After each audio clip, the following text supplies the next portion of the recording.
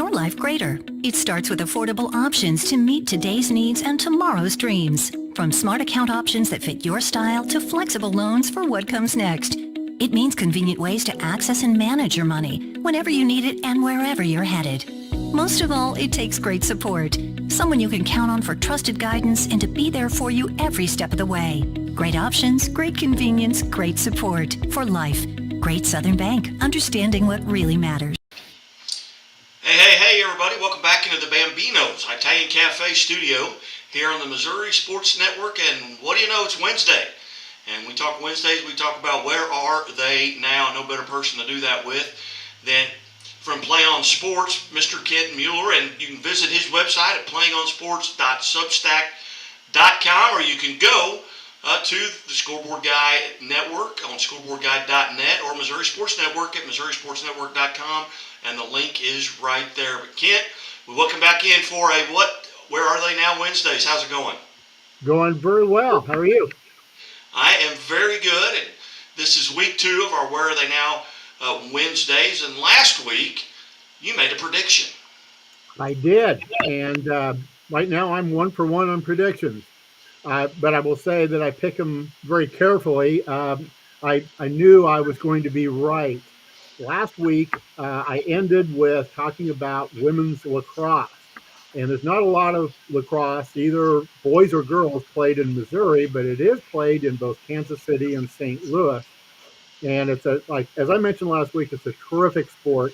And there is a very special athlete out of Eureka High that is playing women's lacrosse at Maryville University there in St. Louis. And last Friday, as I predicted, she did create some history. She became the NCAA Division II all-time career scoring record holder.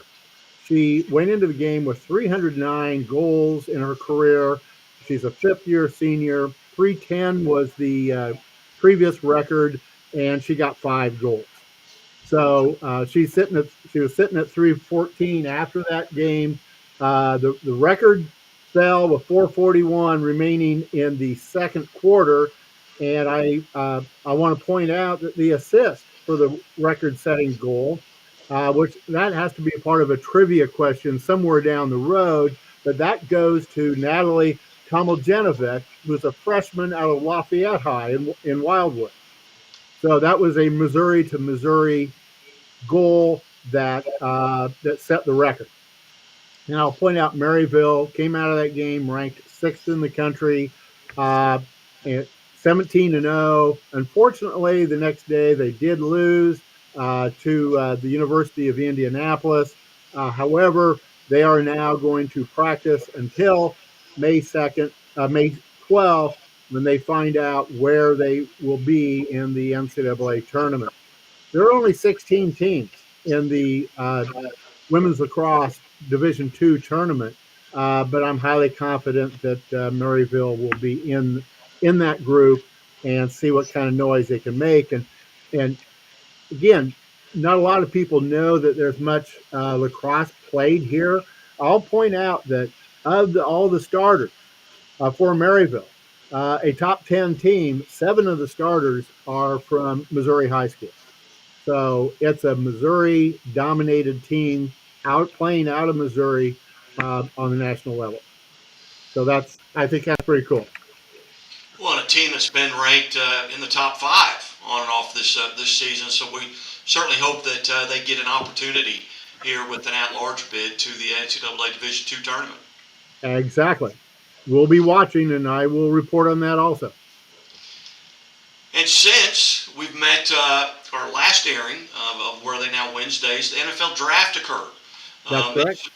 Some high school athletes, or athletes from Missouri high schools, went in the NFL draft. You might run down 2 or 3 of those gentlemen.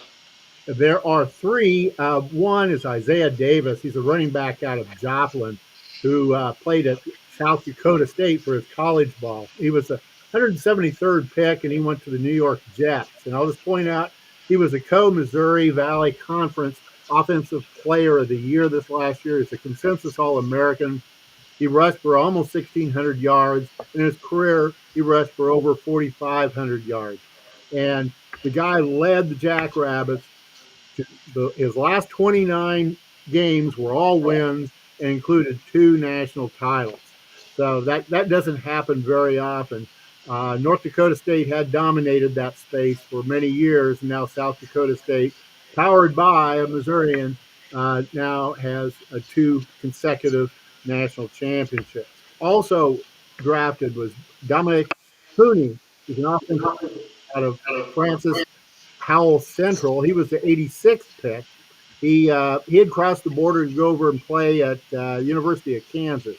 He's a two-time All Big 12 conference player, and he went to the San Francisco 49ers. The third football player picked was Christian Boyd. He's a defensive lineman out of Blue Springs. He played his college ball at Northern Iowa. He was the 199th pick and went to the New Orleans Saints. He's a two-time All-Missouri Valley Football Conference player. He was an All-American this year. He had 149 tackles from his defensive lineman position. So three pretty darn good players, which were also recognized by a lot of NFL scouts. Well, and two of those gentlemen played right here in my backyard in Springfield. As a member of the Missouri Valley Conference, they made their treks here into in Plaster Stadium on the campus at Missouri State University. So I got to see both of those guys play a couple of different times, but from Northern Iowa and South Dakota State. Just touching on some of the other sports, men's lacrosse, Graham Bundy Jr. From MICDS. Tell us a little bit about this young man. Well, he's playing some big-time lacrosse. He's at Georgetown University. Georgetown is always ranked highly in men's lacrosse and Division I. Currently, they're ranked number 11. This weekend, they played their big rival, Villanova, and they beat them 12-4, and they were powered by Graham's 4 goals. And that gives Graham 29 goals for the season, which is the most for any of the Hoyas. So he leads his team in goals scored. And another young man out of the St. Louis area, Kirkwood High School, Graydon Yes, Jansen. we went from a graduate student playing at Georgetown. This is Graydon Jansen. He's just a freshman, and he's playing Division III men's lacrosse. He's out of Kirkwood, and he's playing at the Milwaukee School of Engineering. The face-off is one of the more fascinating plays in lacrosse. It is a very quick play, and it determines possession. It's a big-time important play. There were 13 face-offs this last weekend in their game with Marian University. He won 12 of the 13, and that's a monster-type number. For the season, he has a face-off percentage of .678, which is second in the Northern Athletics Collegiate Conference. And remember, Graydon's just a freshman. So he has a big-time career ahead of him. And to that end, we'll kind of switch it over to the bat and ball, another bat and ball game with baseball and softball. And it's, these seasons are winding down. We'll be hosting here in Ozark, Missouri, as well as Meadow Park in Springfield, the NCCAA regional tournament, along with the Heart of America Conference tournament, which will be held down at Ozark. I'll get to call a few of those games starting on Monday.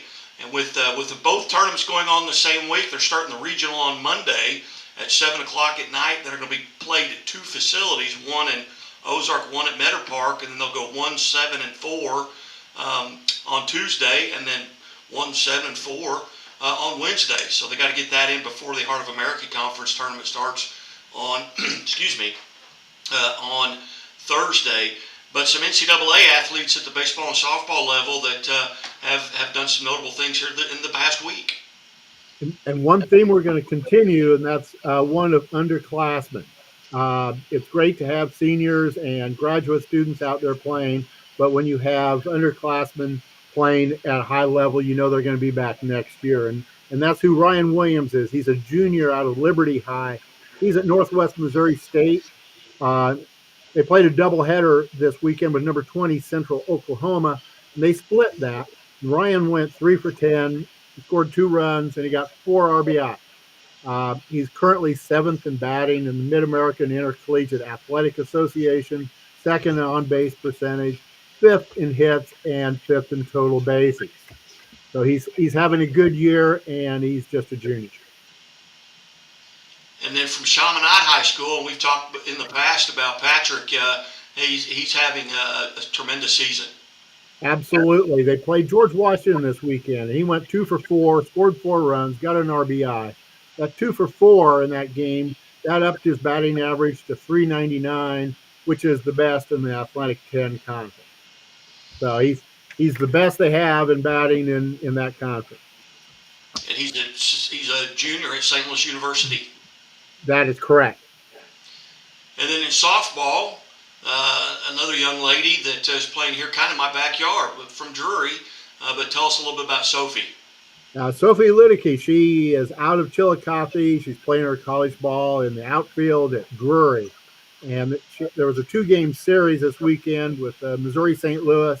She went 3 for 6, scored a run, knocked in a run. She is 4th in the Great Lakes Valley Conference with a 405 batting average. She has also attempted 16 steals this year, and she arrived on base safely 15 times. And she's just a sophomore. And in that game, A.J. Agers, out of St. Pius Festus, picked up the win to go 6-4 for the season. And A.J. is just a junior, and we'll be back next year. Once again, it is Where Are They Now Wednesdays here on the Missouri Sports Network. You can go to www.playingonsports.substack.com or click on the link at MissouriSportsNetwork.com, where everyone has a home field advantage. And before I let you go, we've you've kind of tackled a huge situation here coming up with the Mo Career 1,000 points, and that's any high school athlete in the history, male or female, that scored at least 1,000 points in their basketball career. You were very early in on this, but you've got some good numbers. That's correct. I've been contacting schools a few at a time for the last week. Have not contacted very many. I'm getting a very good response. I think people are going to really like these lists when we have them. And we will be posting those online here pretty soon when we have a few more to put up there. But what we're collecting are anybody in the history of Missouri high school basketball, boys or girls, who've scored 1,000 points in their career. And all we need is the school, the name of the player, and the year, their graduation year, and the total number of points that they scored. And I quickly jumped over 100 each, both boys and girls on the list that we're accumulating, which is just the beginning. We're scratching the surface at this point. I'm sure we will go over 1,000 for each of those two lists. So anybody that's listening here that has access to those lists, knows anybody that had scored 1,000 points in their career or are in a position to go over 1,000 this coming year, because we have watch lists that we're developing also. Go ahead and send that information to me. You can send it to me at Missouri Career 1000 at gmail.com, or you can send it to me at playingonsports@gmail.com. Either one will get to me, and you will get a big thank you, and those names will go on the list. Outstanding. Well, as always, I've enjoyed spending time with you, and thank you for being generous with your time here on a Where Are They Now Wednesdays here on the Missouri Sports Network. And as always, the Missouri State Highway Patrol reminds us to take that 3 seconds and buckle up. It's 3 seconds that could save your life. Be safe, be smart, and be here tomorrow. And as always, keep it right here at Missouri Sports Network.